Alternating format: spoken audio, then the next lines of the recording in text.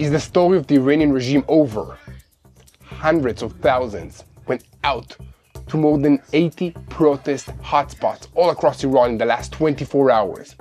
And according to the estimates, there were over 1,000 fatalities resulting from clashes with security forces. In response, the White House tweeted, "God bless our troops." And you know what that means.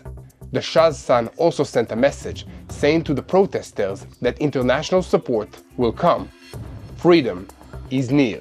But first, there will be many hardships, and the Ayatollah regime is cracking down hard on protesters while coming under extreme pressure itself. Welcome to Boots on the Ground. I'm your host Yair Pinto, bringing you the full truth about what's happening in Israel, and today, also the full truth about what's happening in Iran. Footage from Iran exposed the severe violence being used against demonstrators as regime forces fire indiscriminately into crowds, and the number of fatalities keep climbing.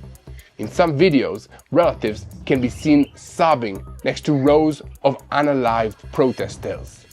The Wall Street Journal news portal reported that President Trump will be briefed on Tuesday about options for actions, including military strikes, and there have been reports about strategic assets, including strike aircrafts that are being moved into positions at United States bases all around Iran. And meanwhile, the exiled Crown Prince Reza Pahlavi called for an escalation in the protest, posting on social media in Persian that international assistance will arrive soon. The regime has taken hard blows, and we must not give it time to breathe. This is a very serious situation, as Iran is literally in flames, and the regime has declared days of mourning and blames the Zionist regime for fueling the unrest. The Revolutionary Guards are breathing fire, blaming Israel for everything that's happening and threatening to retaliate. For their part, Israeli officials are refraining from public statements about the protests in Iran out of concern that it will rally the regime against Israel and obscure the goals of the protesters. However, Israel's security establishment is watching closely, preparing for a possible escalation, and emphasizes the depth of their intelligence penetration of Iran's military and security apparatus and Israeli air superiority. But while the world's eyes are on events in Iran, in Gaza, Hamas still refuses to disarm. It refuses to give up its control of the Gaza Strip and return the remains of Staff Sergeant Ran Gayevil. In response to this situation, reports have emerged that Israel has plans to return to fighting if diplomatic efforts do not make progress. Right now, it seems that we are still not there, but things could change at any moment. So, will the Rafah border crossing between Egypt and the Gaza Strip be opened in both directions even before the return of the fallen hostage Ran Gayevil? And what will become of the International Stabilization Force? Has the formula been found to disarm Hamas? The announcement of establishing the Peace Council to manage Gaza will probably take place in January 24th, but it is still not clear whether President Trump will simultaneously announce the move to go to the second stage of his plan. So we will watch closely and bring you all the details around the implementation of the moves in the Gaza Strip. And while all of this is going on, Lebanon does not stop shaking as Israel's Air Force continues to strike Hezbollah positions, tunnels, and weapons storage depots all over the country, but especially in the south. IDF forces in Israel's northern arena are on high alert for possible escalations as Hezbollah continues to refuse to disarm and is taking apparent steps towards confrontation with Israel. At the same time, the United States military struck dozens of ISIS targets in Syria this week. So we have a lot to talk about today, so let's dive into the details.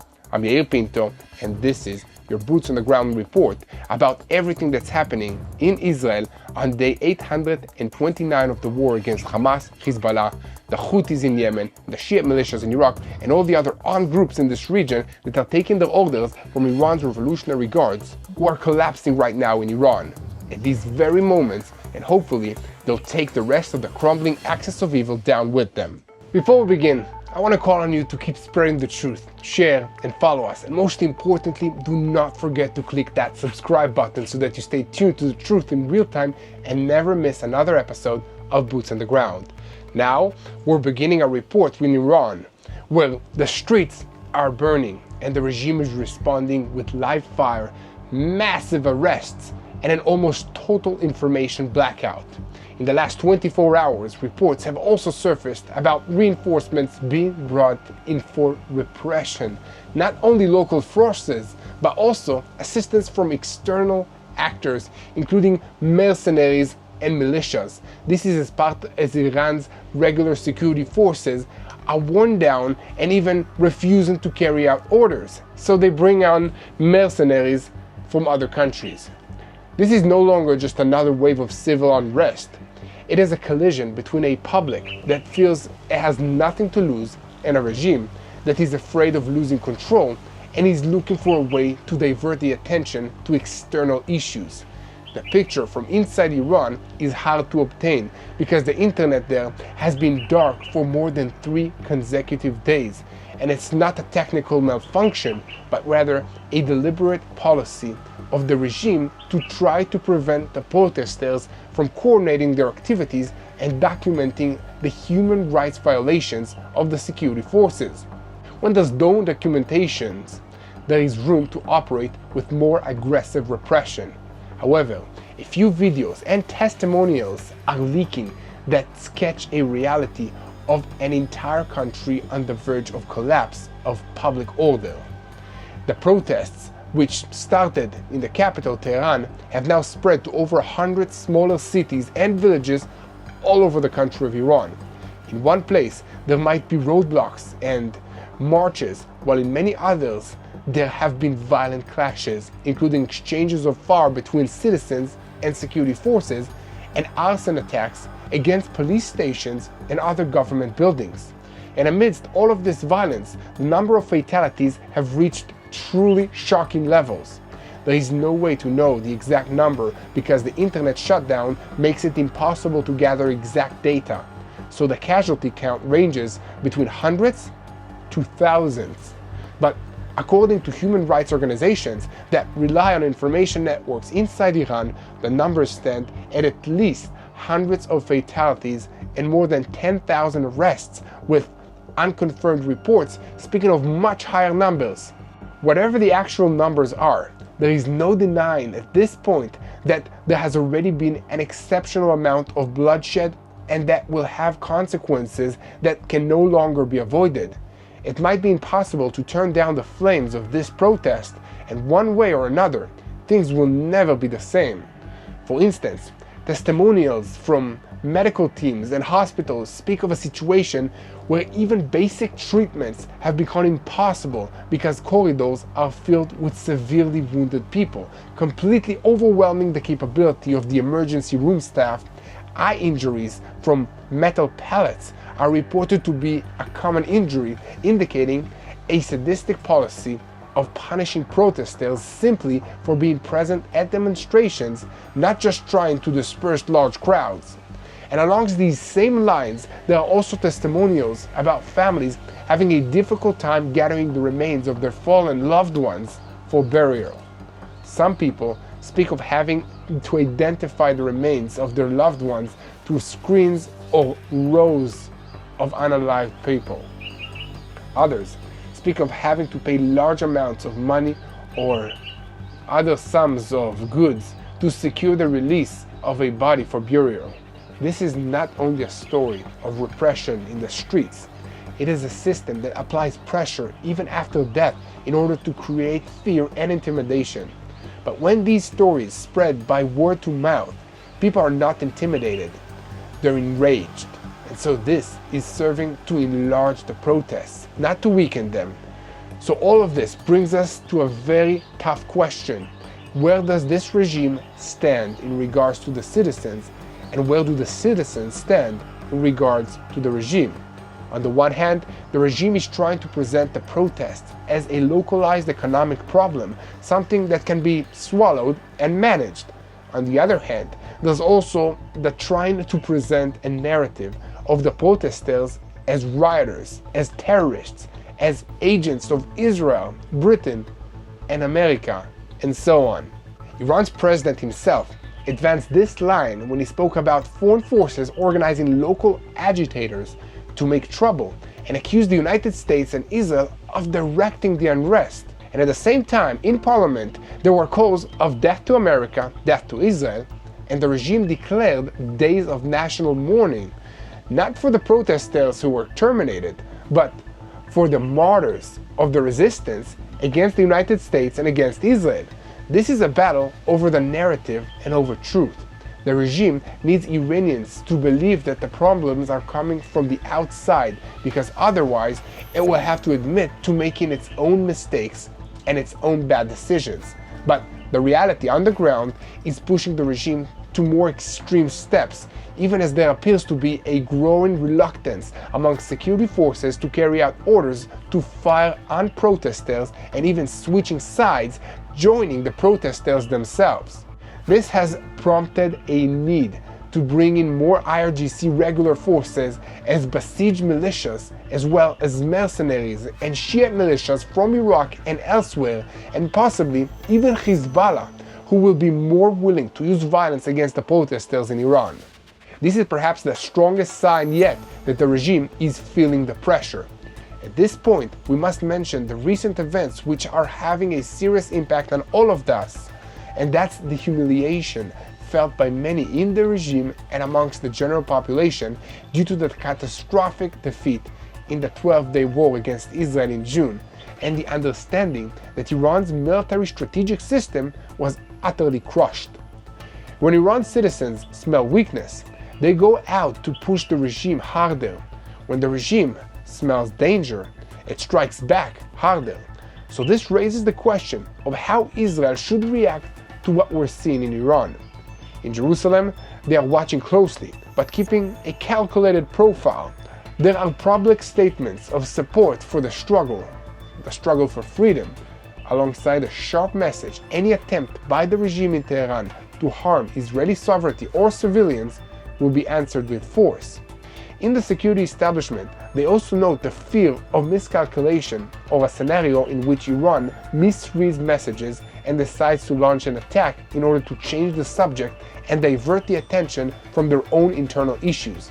Therefore, alongside the relative quiet in the statements, in the IDF, several situation assessments were conducted over the weekend, led by the Chief of Staff, and the official message is consistent.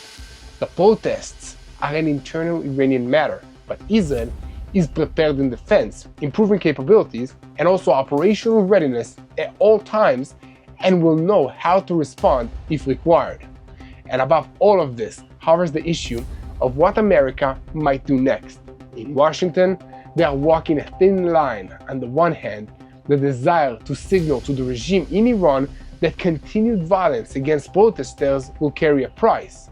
On the other hand, the fear that an outside strike will provide the regime a perfect excuse to unite the street all around it. Therefore, most of the options that are being examined are not necessarily kinetic. They include additional sanctions, cyber attacks, influence operations, deterrence moves, and reinforcement of forces in this region. And at the same time, one practical option is also being examined that could change the ground very quick, and that's transferring satellite internet terminals to bypass the blackout and restore communication capabilities to the protesters. It sounds technical, but in today's Iran, the internet is a weapon. Furthermore, President Trump has sounded sharper in recent weeks, and he's drawing a clear boundary, declaring that if the Revolutionary Guards continue with the violence against the protesters, the United States will consider action with a force they have not encountered. According to the information that we have, Trump also claimed that Iran offered to return to talks about the nuclear agreement, while saying explicitly that we may need to act first. This is a statement that holds two contradictory opinions on the purpose of stick and carrot in the same sentence to push Tehran into uncertainty.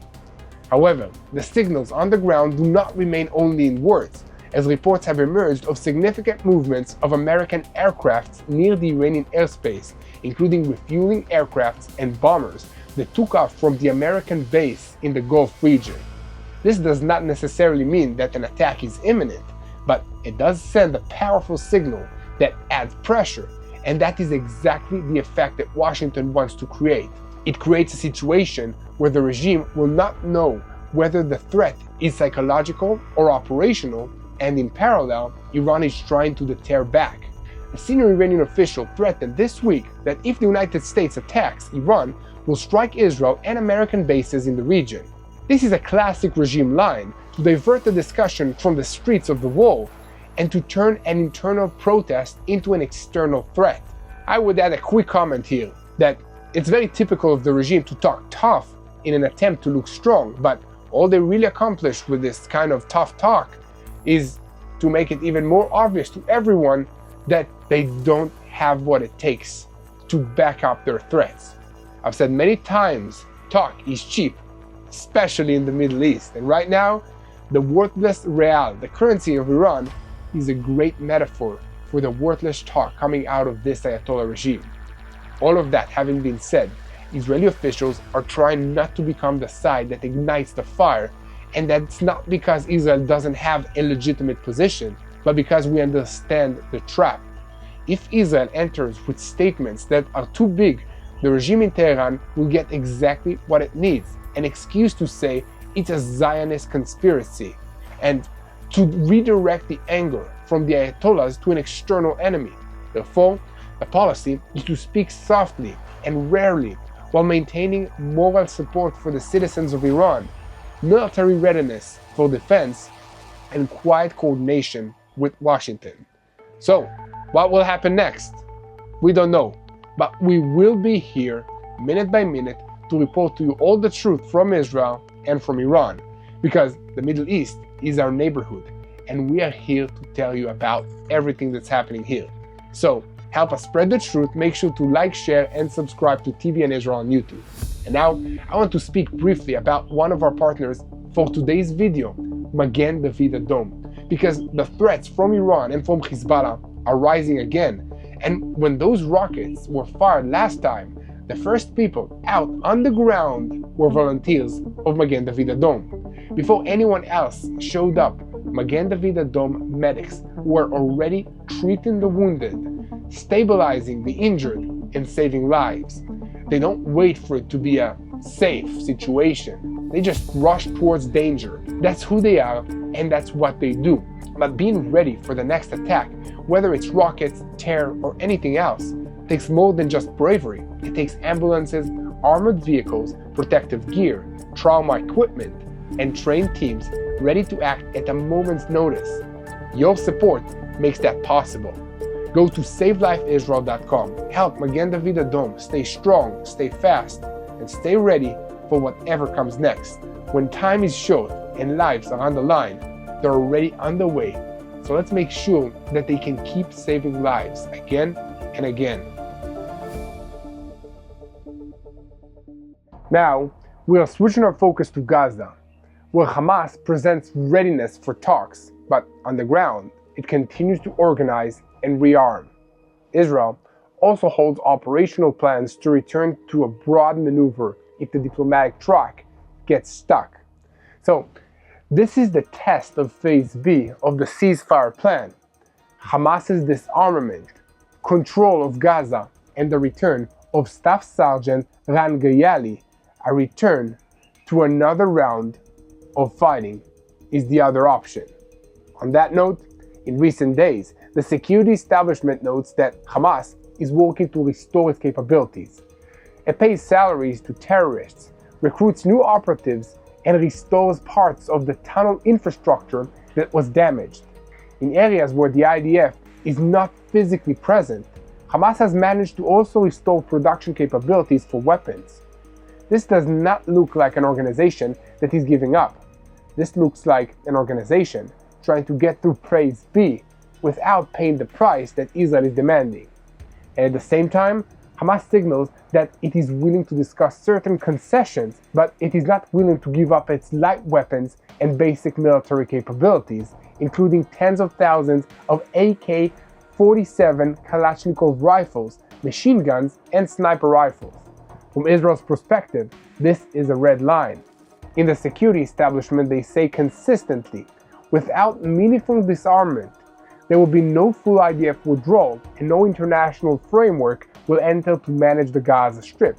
In other words, if Hamas remains armed, even if only with light weapons, it remains a governing force on the ground, capable of enforcing, organizing, hiding within underground infrastructure, and rebuilding a local fighting network. Therefore, the IDF is signaling a readiness to return to a broad ground operation if it is decided that the diplomatic track has exhausted itself.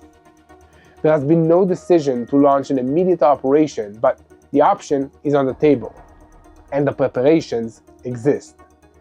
Meanwhile, Israeli officials keep saying that the return of Staff Sergeant Ran Goyali is a moral and national obligation, and that it is impossible to move to Phase B without closing this chapter first. Efforts are on their way to locate new intelligence information about his whereabouts, also through international mediators, but so far there is no breakthrough. The latest searches focused on the Zaytun neighborhood of Gaza City, with no report of new findings. In the security establishment, they assessed that there are people within Hamas who know where he is, but the information is being held as leverage to achieve easing in this arrangement. And behind the scenes, the diplomatic pressure is being built around an American announcement about Phase B.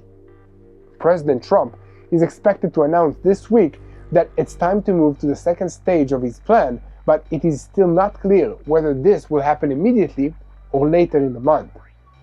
On the ground, practical questions are already raising about whether Israel will be required to open the Rafah crossing immediately, even before Goyali is returned.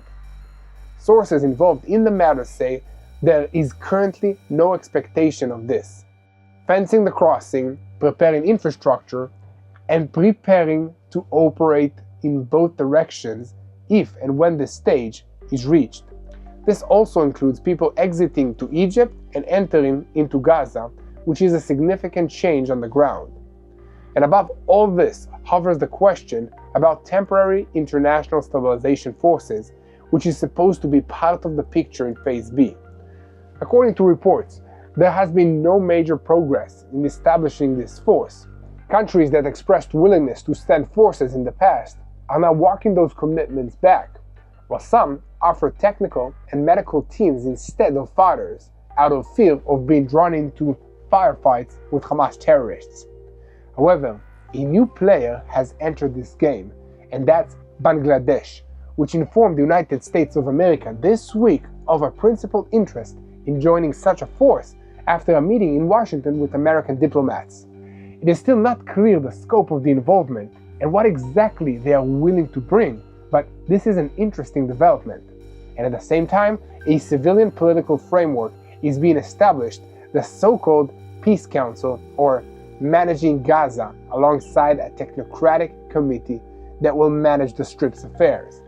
This is a committee of 12 members, and there is an argument over the degree of connection to the Palestinian Authority in Ramallah, in the Judea and Samaria area, and who will actually receive the mandate in practice. Will it be Hamas or somebody else?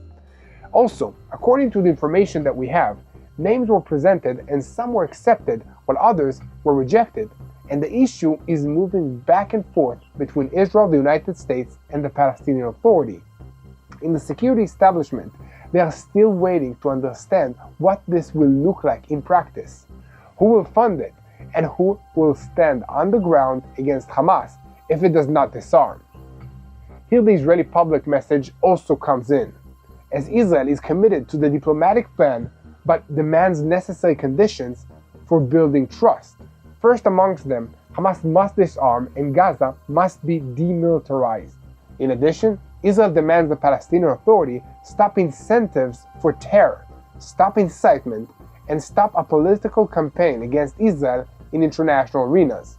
This is not only the language of an agreement, this is the list of conditions that will determine whether Phase B can stand at all. And the meaning on the ground is very clear.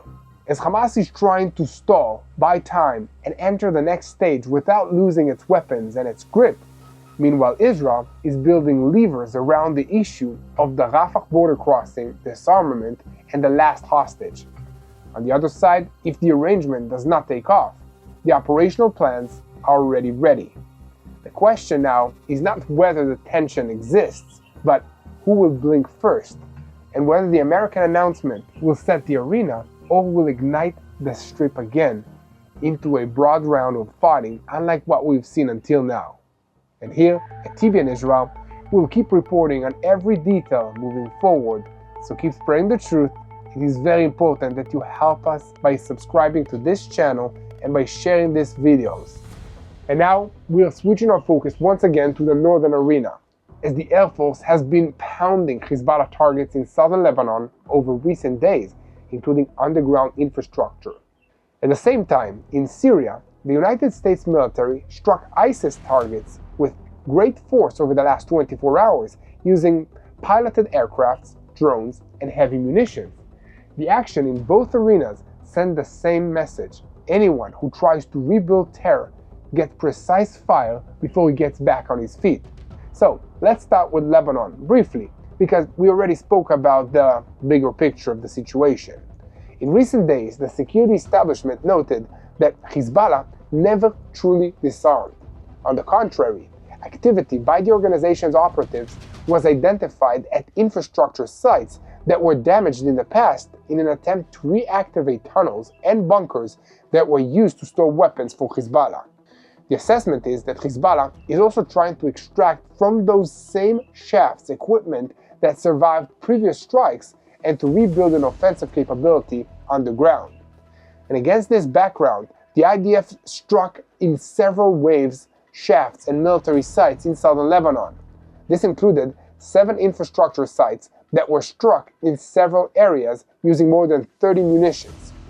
On the following evening, the IDF announced another additional strike focused against the terrorists in the Bet Jebel area and was engaged in attempts to restore military infrastructure.